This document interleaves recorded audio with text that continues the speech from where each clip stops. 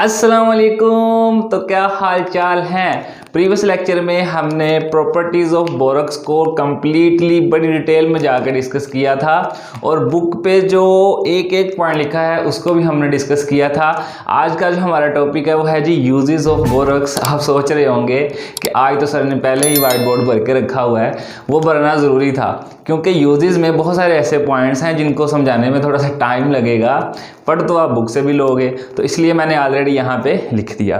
तो lecture start करने से पहले मैं आपको ये बात कहना चाहता हूँ कि रिसेंटली कम्युनिटी में मैंने पोस्ट की थी, वहाँ से मैंने बच्चों से पूछा था कि मैंने थोड़ी सी पोस्ट की थी, वहाँ पे बच्चों ने मुझे जो है वो कमेंट सेक्शन में बताया था कि सर पेपर बहुत नज़दीक हैं और अकॉर्डिंग टू स्मार्ट सिलेबस जो है वो हमें हर चैप्टर के इम्पोर्टेंट शॉर्ट एंड लॉन्ग जो है वो एमसीक्यूज़ बता दें वीडियोस में आके, और दूसरा जो है जो एक्सरसाइज के एमसीक्यूज़ हैं उन्हें भी सोल्व करवा दें।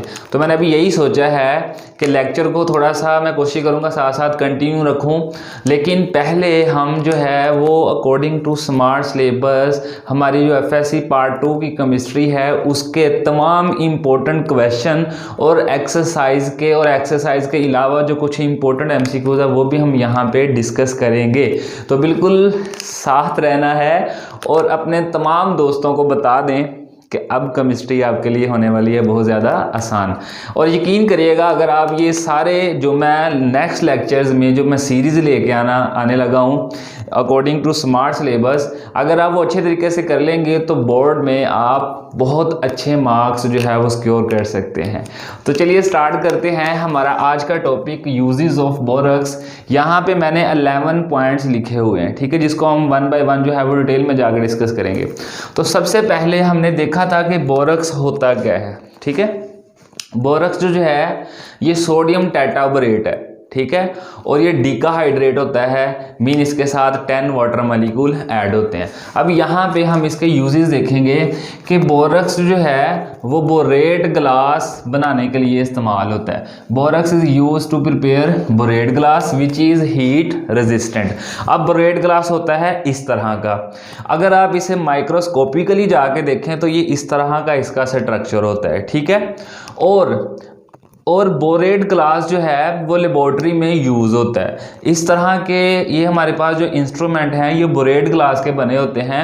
अब कुछ ऐसे रिएक्शंस होते हैं जो हमने ऑप्टिमम टेम्परेचर के ऊपर करवाने होते हैं, और टेम्परेचर जो है उसको सेव करने के लिए, टेम्परेचर को रेजिस्ट करने के लिए कि वो इंस्ट्रूमेंट के बाहर ना आ जाए, उसको रोकने के लिए हम बोरेट ग्लास का इस्तेमाल करते हैं। तो ये इस तरह जो है वो लेबोरेटरी में रिएक्शन को प्रोसीड करवाने के लिए भी यूज़ होता है। तो नेक्स्ट हमारा यूजेस है जी, borax is used in softening of hard water. अब आपको पता है क्योंकि आप क्लास 10th में भी पढ़ के आए हैं कि वाटर जब हार्ड होता है तो वो दो मेन रीजंस की वजह से होता है। पहली मेन रीज़न कि उसमें कैल्शियम आयन होते हैं, दूसरी मेन रीज़न उसमें जो है वो मैग्नीशियम आयंस होते हैं। कैल्शियम और मैग्नीशियम आयंस की वजह से वाटर जो है वो हार्ड हो जाता है, और इन टू आयंस की वजह से जो मेटालिक आयंस हैं, इन टू आयंस की वजह से वाटर जो है वो परमानेंटली हार्ड हो जाता है, ठीक है। तो परमानेंटली हार्ड जब होता है तो उसको सॉफ्ट करवाने के लिए भी हम बोरक्स का यूज़ करते हैं। अब हम क्या करते हैं कि लेट्स सपोज हमारे पास ये एक बीकर है जिसमें हमने जो है हार्ड वाटर ले लिया है, ठीक है। यहाँ पे सपोज करें कि हमारे पास क्या है, हार्ड वाटर है। हार्ड वाटर में हम कौन सा यूज़ करते हैं, इसमें हम बोरक्स ऐड करते हैं। सपोज करें कि मैंने इसमें बोरक्स ऐड कर दिया, तो बोरक्स भी होता है जो हम यहाँ पे ऐड करते हैं वो सोडियम मेटाबोरेट भी हो सकता है, ठीक है, कोई दूसरा बोरक्स भी हो सकता है। अब इसमें हमारे पास कौन से आयंस हैं, इसमें या तो कैल्शियम के आयंस हैं या मैग्नीशियम के आयंस हैं। अब बोरक्स जब कैल्शियम और मैग्नीशियम के आयंस के साथ मिलता है, मिक्सअप होता है, तो चिलेट बन जाता है। चिलेट का मतलब है ऐसा कॉम्प्लेक्स जो मेटल्स बनाते हैं, ठीक है। जब आप चैप्टर 6 पढ़ोगे ट्रांजिशन मेटल्स वाला, तो वहाँ पे हम चिलेट के बारे में भी डिस्कस करेंगे कि चिलेट्स होते क्या हैं, ठीक है। ये एक किस्म के कॉम्प्लेक्स होते हैं। अब हार्ड वाटर क्यों है? क्योंकि इसमें कैल्शियम और मैग्नीशियम के आयंस जो हैं ये डिसॉल्व नहीं है, हल नहीं है। जब हम बोरक्स ऐड करेंगे तो बोरक्स कैल्शियम के आयंस और मैग्नीशियम के आयंस के साथ मिलकर चिलेट बना देगा, एक कॉम्प्लेक्स बना देगा जो कि वाटर में सोलूबल है, ठीक है।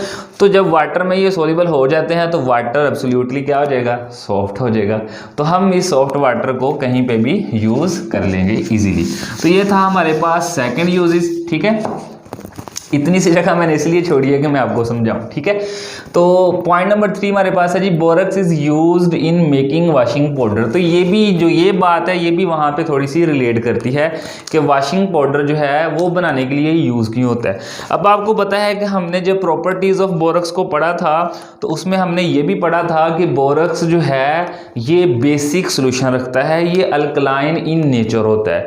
क्योंकि जब बोरक्स को हम पानी में डिज़ोल्व करते हैं तो ये सोडियम हाइड्रोक्साइड जो कि स्ट्रॉन्ग बेस है और बोरिक एसिड जो कि एक वीक एसिड है बनाता है। तो due to the formation of strong base the solution of borax is alkaline in nature. तो बेसिक सॉल्यूशन होने की वजह से हम इसको डिटर्जेंट्स में यूज़ करते हैं। डिटर्जेंट्स जब पानी के साथ मिक्स होते हैं तो वो एक्सट्रीमली अल्कलाइन सॉल्यूशन बन जाता है और हमारे जो दाग होते हैं जो कपड़ों के ऊपर लगे होते हैं ये मोस्टली होते हैं एसिडिक, जैसे टमाटो का हो जाएगा स्टेन, ठीक है। और इसी तरह मस्टर्ड का स्टेन्स होता है किसी सालन वगैरह का, ठीक है। तो ये मोस्टली होते हैं एसिडिक। तो डिटर्जेंट्स में बोरक्स जो है वो ऐड होता है, जब वो वाटर के साथ मिलता है तो बेसिक सोल्यूशन होता है। तो आपको पता है बेसिक ने जब एसिड के साथ मिलना है तो उसको बिल्कुल क्लियर कर देना है, ठीक है। तो इस वजह से हम बोरक्स को जो है वॉशिंग पाउडर में भी यूज़ करते हैं। होप्स हो कि आपको ये बात क्लियर हो चुकी होगी।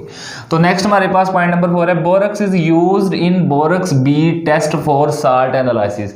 तो ये भी हम प्रॉपर्टीज ऑफ बोरक्स में देख चुके हैं कि हमारे पास अगर कोई साल्ट आ जाए तो हम किस तरह आइडेंटिफाई करेंगे कि ये कौन से मेटल का साल्ट है।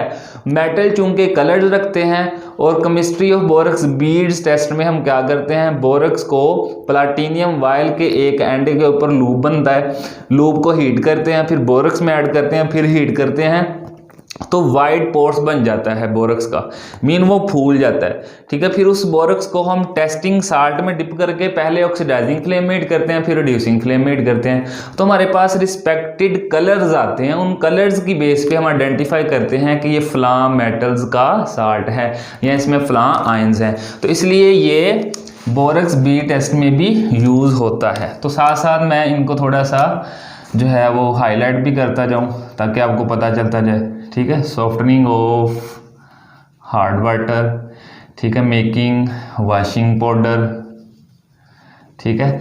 और आप साथ साथ लिखते जाएं बोरक्स बी टेस्ट यहाँ पे। उसके बाद borax is used in metallurgical operations, mean धातकारी में यूज होता है। जब हम मेटलर्जी का प्रोसेस करते हैं, मीन धात फॉर्मेशंस, ठीक है। सपोज करें हम आयरन बना रहे हैं, टीयर गार्डर बना रहे हैं, जब हम आयरन को पिघलाते हैं, मोल्टन फॉर्म में लेके आते हैं तो जो उसकी सतह है वहाँ पे ऑक्सीडेशन हो रही होती है। सपोज करें यहाँ पे हमारे पास जो है वो किलन है जिसमें हमने आयरन जो है वो पिघली हुई हालत में रखा हो। सपोज करो ये रेड जो है आयरन की पिघली हुई हालत है, ठीक है। तो ये मोल्टन फॉर्म में होता है आयरन यहाँ पे। तो इसकी सतह पे मुसलसल क्या हो रही होती है, ऑक्सीडेशन हो रही होती है।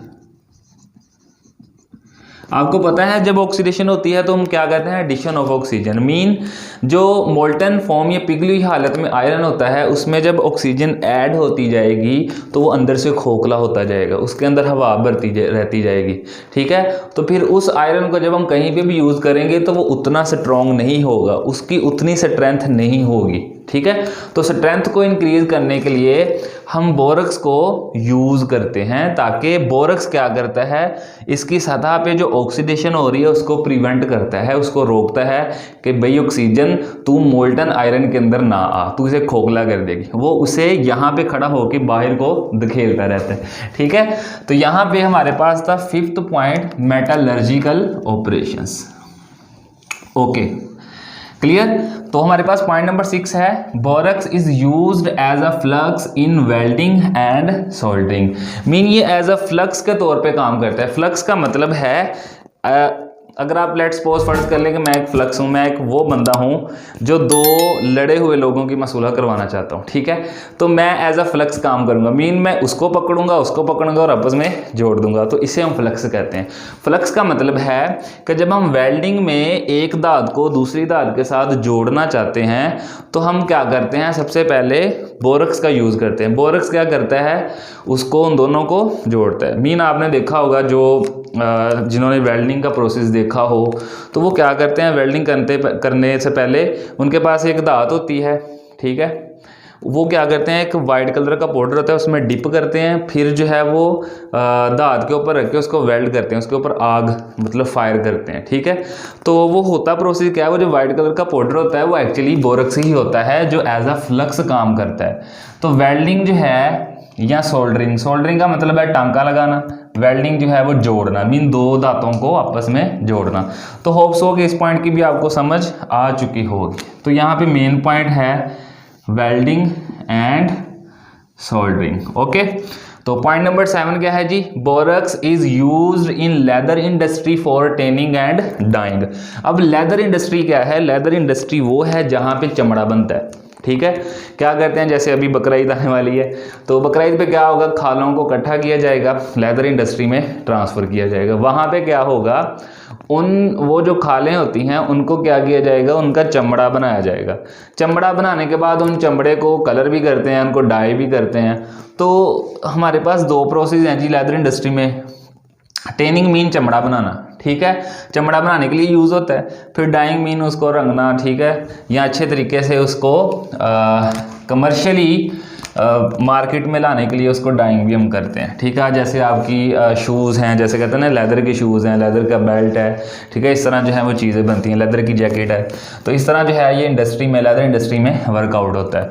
तो पॉइंट नंबर 8 क्या है, borax is used in cosmetics. Cosmetics, लड़कियों को एक तो कॉस्मेटिक्स का जो है वो पता ही होगा, क्योंकि लड़कों को नहीं पता तो कॉस्मेटिक्स क्या होते हैं, लेकिन लड़कियों को तो पता होगा। हाँ जी, अभी ईद भी आने वाली है, शॉपिंग भी करोगे आप लोग। तो कॉस्मेटिक्स क्या है, मीन ज्वेलरी वगैरह, यहाँ पे मैंने लिखा भी हुआ है। तो बोरक्स कॉस्मेटिक्स में कैसे यूज़ होता है भाई, बोरक्स का कॉस्मेटिक्स के साथ क्या लिंक है।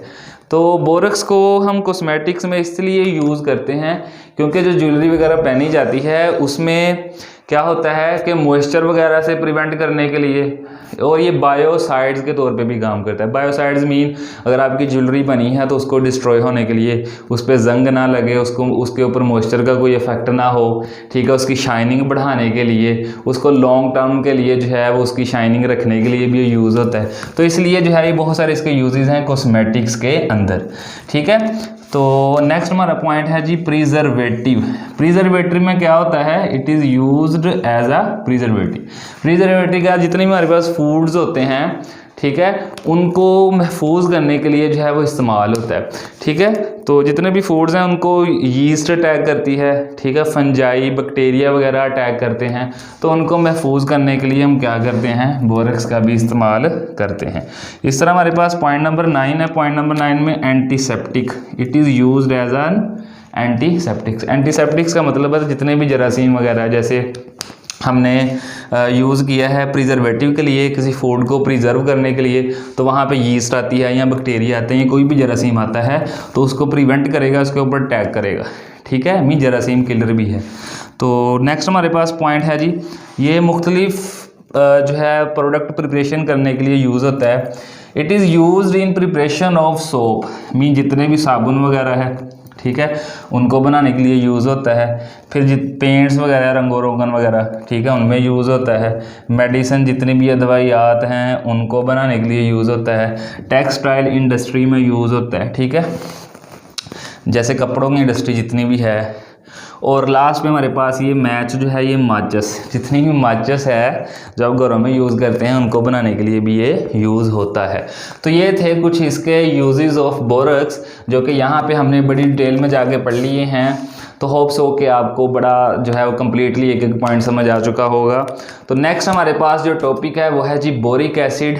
उनको भी हम देखेंगे कि बोरिक एसिड होते क्या हैं, उनको प्रिपेयर कैसे किया जाता है, उनके रिएक्शंस क्या हैं, उनको भी हम बड़ी डिटेल में जाके पढ़ेंगे। तो दुआओं में याद रखिएगा। अल्लाह हाफिज़।